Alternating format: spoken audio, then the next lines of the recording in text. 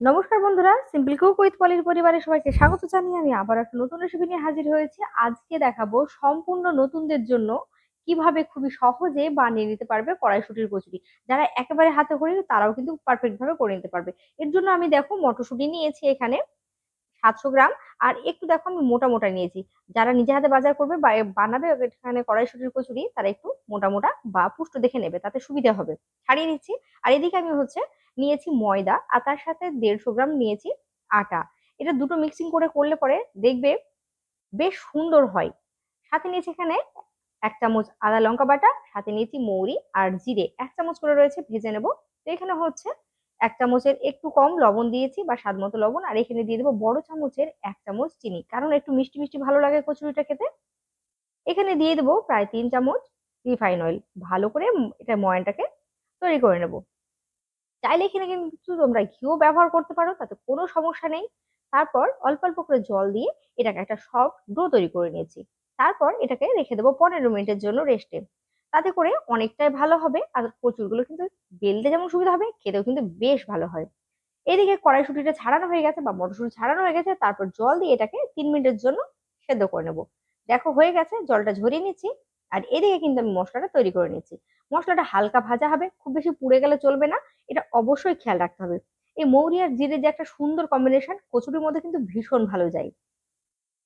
কড়াইশুঁটিটা ঠান্ডা হয়ে গেলে এখানে এটাকে পেস্ট তৈরি করে নেবো। তার সাথে আমি 4টে লঙ্কা দিয়েছি। তোমাদের বলে রাখি, এখানে আমি মাত্র 2 চামচ জল দিয়ে পেস্টটা তৈরি করে নিচ্ছি। দেখতে পাচ্ছ কি সুন্দরভাবে তৈরি হয়ে গেছে। এবার চলে যাব পরের ধাপে। মানে 1 চামচের কম তেল দিয়েছি।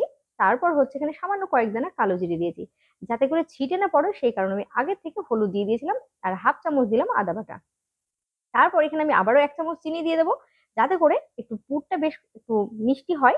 আর এখানে হাফ চামচ লবণ দিয়ে দিলাম। খেয়াল রাখবো, কারণ লবণ দিয়ে কিন্তু আমি ময়দাটা মেখেছি। মাত্র 2 মিনিটের জন্য মশলাটা কষিয়ে নেব। এইভাবে করলে আদাটা গায়ে ছিটবে না, সেটা অবশ্যই খেয়াল রাখবে। নতুন রেসিপিতে নতুন যারা রয়েছে তাদেরকে এই রেসিপিটা খুবই কাজে লাগবে। অবশ্যই খেয়াল করবে আর টিপসটা কাজে লাগাবে। তারপরে যে মটরশুঁটির পেস্টটা তৈরি করে রেখেছিলাম, সেটাকে দিয়ে খুব ভালো করে এটা 5 মিনিট মতো নেড়ে নেব। তারপর এটাকে বাইন্ডিংটাকে সুন্দর করার জন্য বা আরো বেশি ভালো করার জন্য এখানে দিয়ে দেব ছোলার ছাতু। এখানে চা চামচের 3 চামচ ছোলা ছাতু দিয়ে খুব ভালো করে এটাকে শুকিয়ে নেবো। খুব সহজে কিন্তু বাইন্ডিংটা কমপ্লিট হয়ে যাবে। তারপরে যে মশলাটা তৈরি করে গেছিলাম, সেটা কিন্তু একেবারে গুঁড়িয়ে ফেলিনি, মানে একটু দানা দানা থাকবে। সেটা কিন্তু দিয়ে দিলাম 1 চামচ পরিমাণ। তারপর খুব ভালো করে মিশিয়ে নিয়েছি। এতক্ষণে কিন্তু আমি গ্যাসের ফ্লেমটা অফ করে দিয়েছি। এবার এটা ঠান্ডা হতে দেবো। ঠান্ডা না হলে কিন্তু পুরটা ভালোভাবে হবে না। গরম অবস্থায় দিলে পরে কচুরিটাও কিন্তু ভালো হবে না। ততক্ষণে দেখো এখানে ময়দাটা কত সুন্দর সফট হয়ে গেছে। আমি একটু ভালো করে হাতে ঠেসে নিচ্ছি। এবার একটা চাকতার মধ্যে সামান্য ময়দা দিয়ে দিলাম। তারপর এটাকে, যেহেতু অনেকটা রয়েছে, আর হ্যাঁ এখানে বলা হয়নি তোমাদের, এখানে আমি 1 কিলো ময়দা দিয়েছিলাম আর 150 গ্রাম দিয়েছি আটা। তো আমি ছোট ছোট করে এইভাবে টুকরো করে নিচ্ছি, তাতে করে সুবিধা হবে লেচিগুলো কেটে নিতে। তো তোমাদের বলি, যার যেটা সুবিধা হবে সেটা কিন্তু অবশ্যই অবলম্বন করতে পারো। আমি এভাবে ছুরি দিয়ে ছোট ছোট টুকরো করে কেটে নিচ্ছি। কত বড় করবে তারপরে এটা ডিপেন্ড করে কিন্তু কেটে নিতে হবে। আবার কেউ চাইলে কিন্তু হাত দিয়েও করে নিতে পারো। তো তোমাদেরকে বলবো, অবশ্যই তোমরা তোমাদের সুবিধা মতো করবে। তারপর দেখো আমি এখানে কিন্তু কোনো রকম সমান বা গোল করলাম না। এই পদ্ধতিটা করলে পরে খুবই সহজে এবং তাড়াতাড়ি হয়। দেখতে পাচ্ছ, এই যে গোলটা করে নিলাম, সেটা কিন্তু অবশ্যই খেয়াল রাখবে। আমি আবারও দেখিয়ে দিচ্ছি। যারা নতুন রয়েছে, যারা পুরনো রয়েছে, তারা তো অবশ্যই পারবে। এখানে কিন্তু আমি আবারও বলছি, কোনো রকম না গোল করছি বা কোনো কিছু শেপ দিচ্ছি।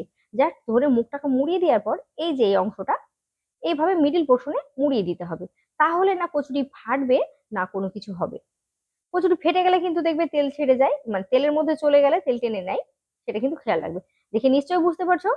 অবশ্যই কিন্তু এগুলো খেয়াল রাখবে। এই যে এভাবে মোড়ার কাজটা করে নিতে হবে। আর যারা এভাবে পারবে না, তারা কিন্তু ভালো করে একটু আগের থেকে গর্ত করে নেবে। তারপর এই পুরটা দিয়ে নেবে। একই পদ্ধতিতে মুড়িয়ে নেব আমি। মুড়িয়ে নেওয়ার বিষয়টা সবাইকে বলবো, একটু এই পদ্ধতি অবলম্বন করলে কিন্তু খুব সহজেই তোমরা মুড়িয়ে নিতে পারবে। খুব একটা কঠিন কাজ নয় কিন্তু। তারপর ময়দা দিয়ে আলতো হাতে বেলে নিচ্ছি। এবার প্রথমে বলে রাখি, একটু ময়দাটা বেশি দেবে। কেননা চাকতাটা বা বেলনাটা যেটা রয়েছে যাতে বেলে নেবে, সেটা একটু পিচ্ছিল হলে ভালো হয়, তাই না? দেখো কত সুন্দরভাবে হয়ে গেল। তো ময়দাটা যেহেতু প্রথমে একটু বেশি দেওয়া হয়েছে, সেই কারণে একটু ছেড়ে নিলাম।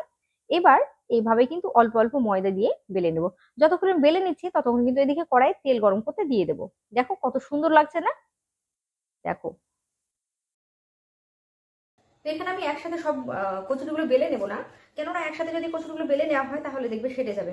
আর যদি এমনটা হয় যে একজন বেলে নিচ্ছে আর একজন ছেঁকে নিচ্ছে বা ভেজে নিচ্ছে, তাহলে কিন্তু দেখবে কাজটা অনেকটাই তাড়াতাড়ি হয়। তো যেহেতু আমি একা একা করছি সেই কারণে কিন্তু আমি একা একা ভেজে নেবো। এই যে দেখো কি সুন্দর ভাজছি, বেলে নিচ্ছি। বাকিগুলো আমি একইভাবে করে নিচ্ছি। আমি আবার বলছি, প্রথমটাতে কিন্তু আটাটা একটু বেশি লাগবে, কেননা ধরো যে চাকতাটা বা যাতে আমি বেলে নেবো সেটা তো একটু ধরো পিছিয়ে হতে হবে। এখানে যেহেতু পরিমাণটা আমার অনেকটাই বেশি দেখে নিশ্চয়ই বুঝতে পারলেন, তো এখানে আমি অল্প অল্প করে মানে এক থালা পরিমাণ আমি বেলে নিয়েছি। তারপর তেলটা যেহেতু গরম হয়েছে, তো তোমার এখানে বলে রেখে আপনাদের যে এখানে তেলটা আমার প্রথমে বেশি হিট হয়ে গেছিল, যার কারণে একটু হালকা লাল হয়ে গেছিল। তো কড়াইশুটির কচুরি একটু বেশ সবুজ সবুজ হবে, তবেই না দেখতে ভালো লাগবে আর খেতেও বেশ মজার হবে, তাই না? তো বাকিগুলো কিন্তু আমি দেখো একটু দেখুন হালকা হালকা করে আমি ভেজে তুলে নিচ্ছি।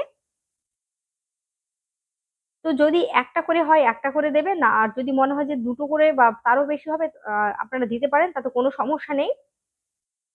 তো আমার এখানে তৈরি হয়ে গেল, আমি সবগুলো একই পদ্ধতিতে তৈরি করে নিচ্ছি।